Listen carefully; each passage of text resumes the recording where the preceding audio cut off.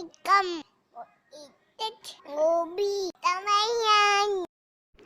எல்லாருக்கும் வணக்கங்க. இன்றைக்கி நம்மளுடைய மிஸ்ஸஸ் கோபி சமையல் சேனலில் ரொம்பவே ஈஸியான குக்கரில் செய்யக்கூடிய மார்பிள் கேக் வாங்க எப்படி செய்கிறது அப்படிங்கிறத பார்க்கலாம். முதல்ல இதுக்கு தேவையான பொருட்கள் எடுத்து வச்சுக்கலாங்க.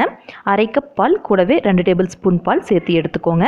அப்புறம் நார்மல் சைஸ் முட்டைனா 3 எடுத்துக்கோங்க, பெரியதாக இருந்தால் 2 போதும். அடுத்து 1/4 கப் வெண்ணெய் கூடவே 2 டேபிள் ஸ்பூன் வெண்ணெய் சேர்த்து எடுத்துக்கோங்க. அப்புறம் 3/4 கப் சர்க்கரை எடுத்துக்கோங்க. அப்புறம் எசன்ஸ் 1/4 டீஸ்பூன் அளவுக்கு எடுத்துக்கோங்க, வெண்ணிலா எசன்ஸ் இல்லாட்டி பைனாப்பிள் எசன்ஸ். அடுத்தது மைதா மாவு 1/2 கப் எடுத்துக்கோங்க. இதுக்கு பதிலாக நீங்கள் கோதுமை மாவு சேர்த்துக்கலாம். அதே சமயம் 1 teaspoon baking powder, 1/2 teaspoon baking soda, 3 teaspoon அளவுக்கு கொக்கோ பவுடர் எடுத்துக்கோங்க. இதுக்கு பதிலாக நீங்கள் சாக்லேட் பிஸ்கட்ஸ் எது வேணாலும் யூஸ் பண்ணலாம். இப்போது நம்ம எல்லா பொருளையும் ரெடியாக எடுத்து வச்சுக்கலாங்க. நீங்கள் எந்த கப்பில் மாவு எடுக்கிறீங்களோ அதே கப்பில் மற்ற இன்க்ரீடியன்ட் எடுத்திங்கன்னா உங்களுக்கு அளவு சரியாக வரும். இப்போது நம்ம கேக் செய்ய ஆரம்பிக்கலாங்க. ஒரு அகலமான பாத்திரத்தில் ஃபஸ்ட்டு நம்ம எடுத்து வச்சுருக்க முட்டையை உடச்சி ஊற்றி நல்லா அடித்து விட்டுக்கலாம். நான் இன்றைக்கி நாட்டுக்கோழி முட்டை எடுத்திருக்கேன். இது கொஞ்சம் பெரிய சைஸ் முட்டையாக இருக்கிறதுனால 2 மட்டும் எடுத்திருக்கேங்க. நீங்கள் 1/2 கப் மாவு எடுக்கிறீங்கன்னா கண்டிப்பாக 3 முட்டை எடுத்துக்கோங்க, உங்களுக்கு அளவு சரியாக இருக்கும். இப்போது இந்த 2 முட்டை ஒரு விஸ்க் வச்சு லைட்டாக அடித்து விட்டுக்கலாங்க.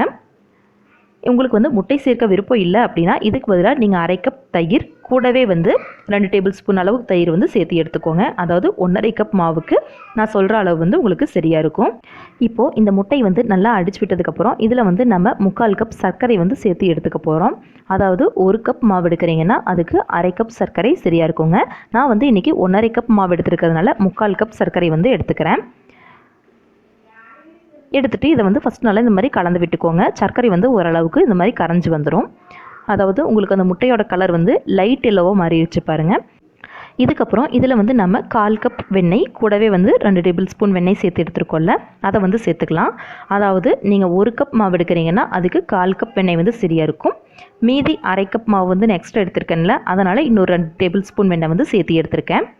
இப்போது நம்ம எடுத்து வச்சுருக்க அந்த வெண்ணெய் சேர்த்துட்டு நல்லா கலந்துக்க போகிறோம். உங்களுக்கு வெண்ணெய் சேர்க்கிறதுல விருப்பம் இல்லை அப்படின்னா இதே வெண்ணெயோட அளவுக்கு நீங்கள் ஃப்ளேவர் இல்லாத ஆயில், அதாவது ரீஃபைண்ட் ஆயில் அந்த மாதிரி எடுத்துக்கோங்க. அது உங்களுக்கு டேஸ்ட் கரெக்டாக வரும். இந்த டைமில் நம்ம இதை கலந்து விட்டதுக்கப்புறம் இதில் கொஞ்சமாக எசன்ஸ் சேர்த்துக்கலாம். நான் 1/4 டீஸ்பூன் அளவுக்கு பைனாப்பிள் எசன்ஸ் சேர்த்துருக்கேன். சேர்த்துட்டு இதை கலந்து விட்டுருங்க.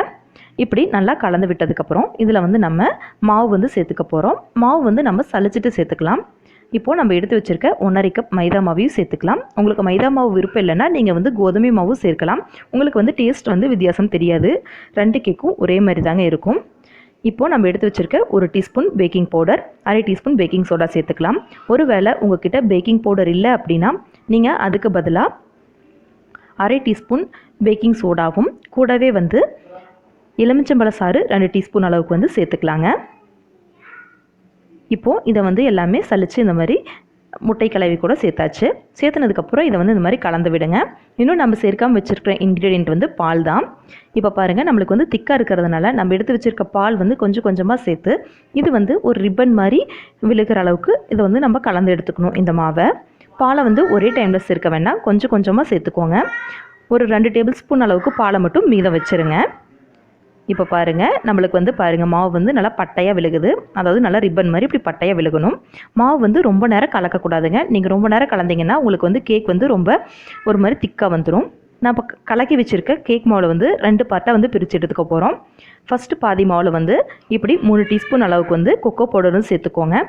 ஒருவேளை உங்கள்கிட்ட கொக்கோ பவுடர் இல்லை அப்படின்னா நீங்கள் சாக்லேட் பிஸ்கட் ஏதாவது யூஸ் பண்ணிக்கோங்க. அதாவது போர்பன் பிஸ்கட் இல்லாட்டி ஓரியோ பிஸ்கட்டை நல்லா மிக்சியில் அரைச்சிட்டு அது கூட பால் சேர்த்து இந்த மாதிரி கலந்துக்கோங்க. நாம் கேக் பேட்டர் கூட கொக்கோ பவுடர் 3 டீஸ்பூன் சேர்த்ததுனால இது திரும்பவும் திக்காக இருக்கும். அதனால தாங்க அந்த 2 டேபிள் ஸ்பூன் பால் மீதம் வச்சுருந்து இப்போ இது கூட சேர்த்து இந்த மாதிரி நல்லா கலந்தாச்சு. இப்போ குக்கர் நம்ம ப்ரீஹீட் பண்ணிக்க போகிறோம். அதுக்கு முன்னாடி குக்கரில் அடியை ஒரு லேயர் உப்பு போட்டுக்கோங்க. உப்பு போட்டதுக்கப்புறம் இதை லைட்டாக இந்த மாதிரி ஸ்ப்ரெட் பண்ணி விட்டுக்கோங்க, எல்லா பக்கமும் ஒரே அளவு இருக்கிற மாதிரி. அதுக்கப்புறம் இது மேலே ஒரு ஸ்டாண்டு வச்சு, அதாவது நம்ம கேக் டின்னை தூக்கி வைக்கிறதுக்காக ஒரு ஸ்டாண்ட் வச்சுக்கலாம். குக்கர் மூடியில் வந்து கேஸ் கட்டும் வெயிட்டும் ரிமூவ் பண்ணிவிட்டு மூடி போட்டு மூடி ஒரு 5 நிமிஷம் இதை வந்து மிதமான தீயில சூடு பண்ணிக்கோங்க. அது சூடாயிட்டு இருக்க டைமில் நம்ம வந்து கேக் டின் வந்து ரெடி பண்ணிடலாம். நம்ம கேக் செய்ய போகிற பாத்திரத்தில் வந்து உள்ளே வந்து ஒரு லேயர் வெண்ணெய் தடவிக்கோங்க. அதாவது அடிப்பக்கம் சைடில் எல்லா பக்கம் வந்து வெண்ணெய் தடவிட்டு கொஞ்சமாக வந்து மைதா மாவு இல்லாட்டி கோதுமை மாவு வந்து இப்படி தூவிக்கோங்க. ஒரு டீஸ்பூன் அளவுக்கு மாவு எடுத்து இப்படி வந்து அடிப்பக்கம் அப்புறம் அதே சமயம் சைடில் எல்லாம் படுற மாதிரி இந்த மாதிரி தட்டி விட்டுக்கோங்க. இப்படி எல்லா பக்கமும் பட்டதுக்கப்புறம் எக்ஸஸாக இருக்கிற மாவு வந்து நம்ம வந்து இந்த பாத்திரத்தை தலைகீழாக கவிழ்த்து தட்டி விட்டோம், கீழே விழுந்துடும். அவ்வளோதாங்க. இப்போ நம்மளுடைய கேக் டின் வந்து ரெடி ஆயிடுச்சு. இதில் வந்து நம்ம என்ன கேக் பேட்டர் வந்து ஊற்றிக்கலாம். அதாவது வெனிலா ஃப்ளேவரில் இருக்கிற கேக் வந்து ஒரு பாதி வச்சுருக்கோம், அதே சமயம் கொக்கோ பவுடர் மாவு வந்து ஒரு பாதி வச்சுருக்கோம். இப்போது வெனிலா ஃப்ளேவரில் இருக்கிற மாவு வந்து ஒரு 2 டேபிள் ஸ்பூன் அளவுக்கு அந்த பாத்திரத்தில் ஊற்றி இந்த மாதிரி ஸ்ப்ரெட் பண்ணிக்கோங்க. அதாவது கரண்டியில் வந்து ரொம்ப இழுத்து விட்டுறாதீங்க, அப்புறம் அடி நம்ம வச்சுருக்க அந்த கோட்டிங் வந்து போயிடும். அதனால் லைட்டாக மட்டும் தட்டி விட்டுக்கோங்க. இப்போ அதுக்கு மேலே 2 டேபிள் ஸ்பூன் அளவுக்கு கொக்கோ பவுடர் மாவு சேர்த்து இந்த மாதிரி லைட்டாக மட்டும் ஸ்பூன் வச்சு ஸ்ப்ரெட் பண்ணி விட்டுக்கோங்க. ரொம்ப அழுத்தி ஸ்ப்ரெட் பண்ண தேவையில்லை. திரும்பவும் அந்த கொக்கோ பவுடர் மேலே நம்ம நார்மலாக வச்சுருக்க வெனிலா மாவு வந்து சேர்த்துக்கலாம். இந்த மாதிரி 2 மாவையும் மாற்றி மாற்றி ஒவ்வொரு கரண்டி வந்து இந்த மாதிரி எடுத்து விட்டுக்கோங்க. இந்த மாதிரி வந்து உங்களுக்கு வந்து அந்த ஓரங்கள் வந்து ஒட்டிடுச்சுனாலும் நீங்கள் வந்து பயப்பட தேவையில்லை. லாஸ்ட்டில் வந்து இதை வந்து நம்ம டிசைனாக மாற்றிக்கலாம். ஊற்றும்போது மட்டும் உங்களால் எந்த அளவுக்கு முடியுதோ அந்தளவுக்கு பொறுமையாக வந்து ஊற்றிக்கோங்க. கண்டிப்பாக இப்படி அன்னீவனாக வந்தாலும் நீங்கள் வந்து பயப்பட தேவையில்லைங்க. இப்போ பாருங்கள், அன்னீவனாக தான் வந்திருக்கு. அதாவது ஓரங்கள்லாம் வந்து ஒட்டி ஒட்டி வந்திருக்கு.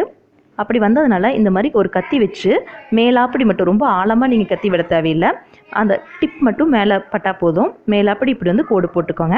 ஒரு 6 கோடு வந்து உள்பக்கம் இருந்து வெளிப்பக்கமும், அதே சமயம் 1 விட்டு 1 வந்து திரும்பவும் ஒரு 6 கோடு வந்து பாத்திரத்தோட வெளிப்பக்கத்துலேருந்து உள்பகுதி நோக்கி கோடு போடுங்க.